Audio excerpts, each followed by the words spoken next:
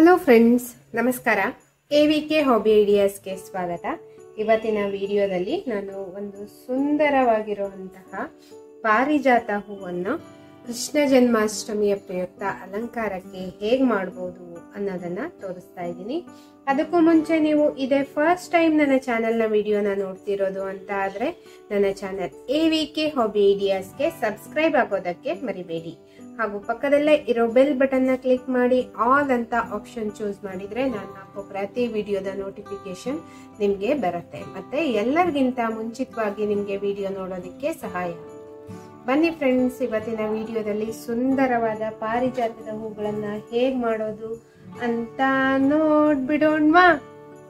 ನೋಡಿ, ನನ್ನಲ್ಲಿ A4 ಸೈಜಿನ white sheet ತಗೊಂಡಿದ್ದೀನಿ. ಮತ್ತೆ ಈ ರೀತಿ ಆರೆಂಜ್ ಕಲರ್ದು A4 ಸೈಜ್ ಶೀಟ್ ನ ತಗೊಂಡಿದ್ದೀನಿ.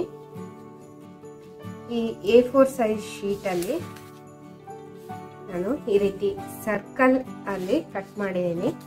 ಇದು ಈ ಸರ್ಕಲ್ ಶೇಪ್ ನೋಡಿ 2 ಇಂಚು ಉದ್ದ ಇದೆ, ಅಂದ್ರೆ 5 ಸೆಂಟಿಮೀಟರ್ ಅಳತೆಯಲ್ಲಿ ಇದೆ. ಇದನ್ನ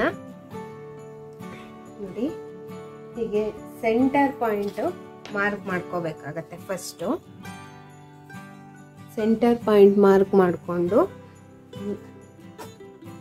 ನೋಡಿ ಹೀಗೆ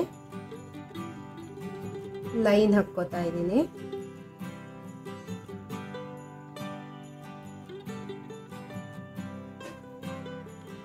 ನೆಕ್ಸ್ಟ್ ಈ ಲೈನ್ ಅನ್ನ ಹೀಗೆ ಮಾರ್ಕ್ ಮಾಡ್ಕೋತಾ ಇದ್ದೀನಿ.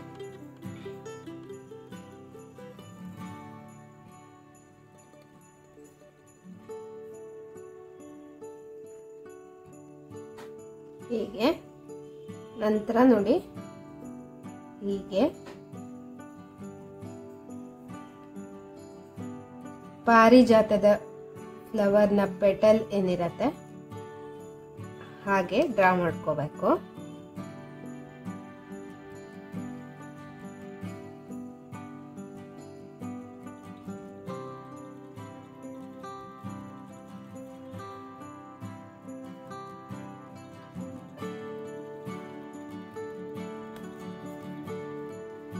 ನೋಡಿ ಹೀಗೆ ನಂತರ ಈ ಪೆಟಲ್ ಏನ್ ಡ್ರಾ ಮಾಡಿದ್ವಲ್ಲ ಹಾಗೆ ಕಟ್ ಮಾಡ್ತಾ ಇದ್ದೀನಿ.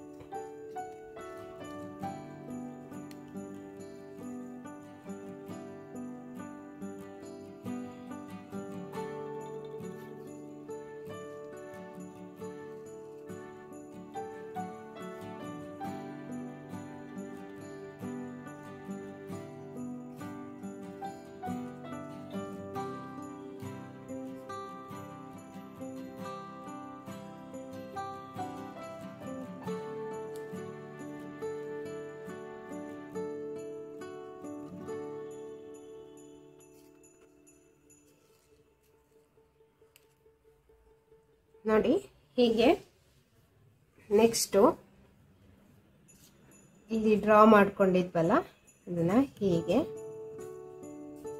ನಾವೇ ಸೆಂಟರ್ ಅಲ್ಲಿ ಮಾರ್ಕ್ ಮಾಡ್ಕೊಂಡಿದ್ವಲ್ಲ, ಸರ್ಕಲ್ ಶೇಪ್ ಹಾಕಿದ್ವಲ್ಲ ಅಲ್ಲಿವರೆಗೂ ಕಟ್ ಮಾಡಬೇಕು. ನೋಡಿ ಹೀಗೆ 2 ಲೇಯರ್ ಅಲ್ಲಿ ಹೀಗೆ ಕಟ್ ಮಾಡಿಬಿಟ್ಟು ಹೀಗೆ ತೆಗಿಬೇಕು.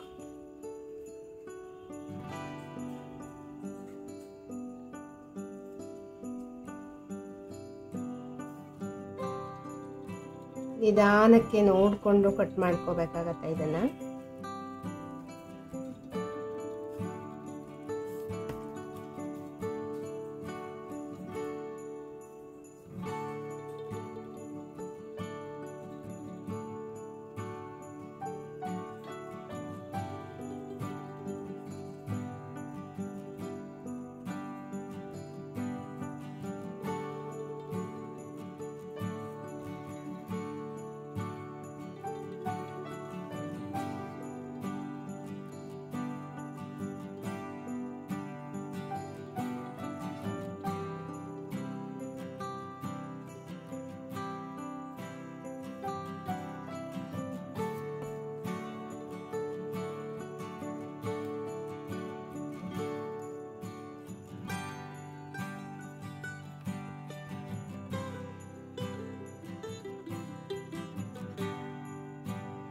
ಫಸ್ಟ್ ಇಲ್ಲ ಅಂದರೆ ಈ ಡಬಲ್ ಲೈನಲ್ಲಿ ಕಟ್ ಮಾಡ್ತೀವಲ್ಲ ಅದನ್ನು ಮಾರ್ಕ್ ಮಾಡಿಕೊಂಡು ಕಟ್ ಮಾಡಿದರೂ ಆಗತ್ತೆ.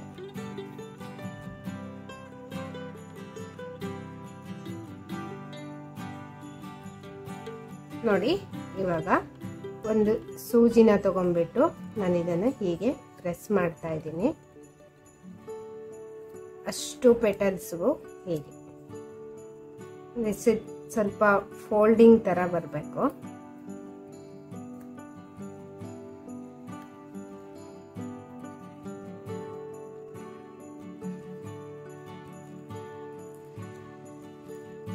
ನೆಕ್ಸ್ಟು ಈ ಪಾರ್ಟಲ್ಲಿ ಹೀಗೆ ಪ್ರೆಸ್ ಮಾಡಿ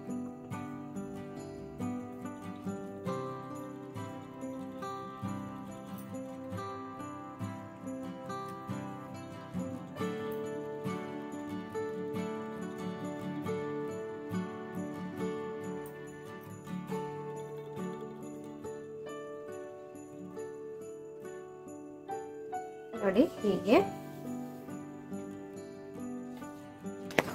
ನೆಕ್ಸ್ಟು ಆರೆಂಜ್ ಕಲರ್ ಶೀಟಲ್ಲಿ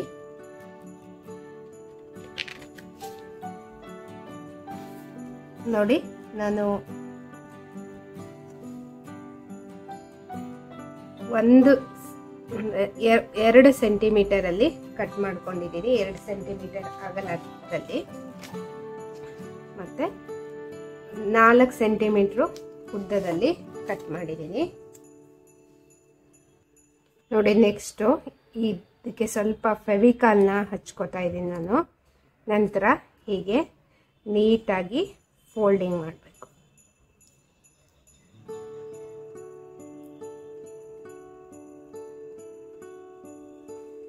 ನಂತರ ಹೀಗೆ ಇಟ್ಕೊಂಡು ರೋಲ್ ಮಾಡಿದರೆ ನೀಟಾಗಿ ರೌಂಡ್ ಶೇಪ್ ಬರುತ್ತೆ. ನೋಡಿ ಹೀಗೆ. ನೆಕ್ಸ್ಟು ಈ ರೆಡಿ ಮಾಡ್ಕೊಂಡಿರೋ ಫ್ಲವರ್ನ ತಗೊಂಡ್ಬಿಟ್ಟು ಹೀಗೆ ಉಲ್ಟಾ ಇಟ್ಕೋಬೇಕು. ನೋಡಿ, ಈ ಸರ್ಕಲ್ ಶೇಪ್ ಏನು ನಾವು ಮಾಡಿರ್ತೀವಲ್ಲ ಅದಕ್ಕೆ ಸ್ವಲ್ಪ ಫೆವಿಕಾಲ್ನ ಹಚ್ಕೊಂಡು ಹೀಗೆ ಸೆಂಟರಲ್ಲಿ ಸ್ಟಿಕ್ ಮಾಡ್ತಾ ಇದ್ದೀನಿ. ಇದನ್ನು ಒಂದು 5-6 ನಿಮಿಷ ಹಾಗೆ ಡ್ರೈ ಆಗೋದಕ್ಕೆ ಬಿಡಬೇಕು. ಇವಾಗ ನೋಡಿ ಫ್ರೆಂಡ್ಸ್, ನೀಟಾಗಿ ಡ್ರೈ ಆಗಿದೆ. ಇದಕ್ಕೆ ನಾನು ಅಕ್ರಿಲಿಕ್ ಆರೆಂಜ್ ಕಲರ್ನ ತಗೊಂಡಿದ್ದೀನಿ. ಹೀಗೆ ಪೇಂಟ್ನ ಡಿಪ್ ಮಾಡಿಕೊಂಡು ಹೀಗೆ ಸೆಂಟರಲ್ಲಿ ಒಂದು ಡಾಟ್ನ ಇಡ್ತಾ ಇದ್ದೀನಿ. ನೋಡಿ, ಪಾರಿಜಾತ ಹೂಗಳಲ್ಲಿ ಈ ರೀತಿ ಮಧ್ಯ ಆರೆಂಜ್ ಕಲರ್ ಬಂದಿರತ್ತಲ್ಲ, ಸೇಮ್ ಅದೇ ರೀತಿ ಕಾಣಿಸ್ತಾ ಇದೆ.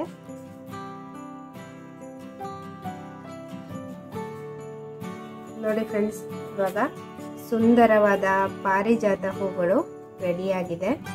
ಎಷ್ಟು ಚೆನ್ನಾಗಿ ಕಾಣಿಸ್ತಾ ಇದೆ ನೋಡಿ. ಒಂದಕ್ಕಿಂತ ಒಂದು ಸುಂದರವಾಗಿ ಕಾಣಿಸ್ತಾ ಇದೆ. ಈ ರೀತಿ ಪಾರಿಜಾತ ಹೂಗಳನ್ನು ಕೃಷ್ಣ ಜನ್ಮಾಷ್ಟಮಿಯ ಅಲಂಕಾರಕ್ಕೆ ನಾವು ಬಳಸ್ಕೋಬಹುದು.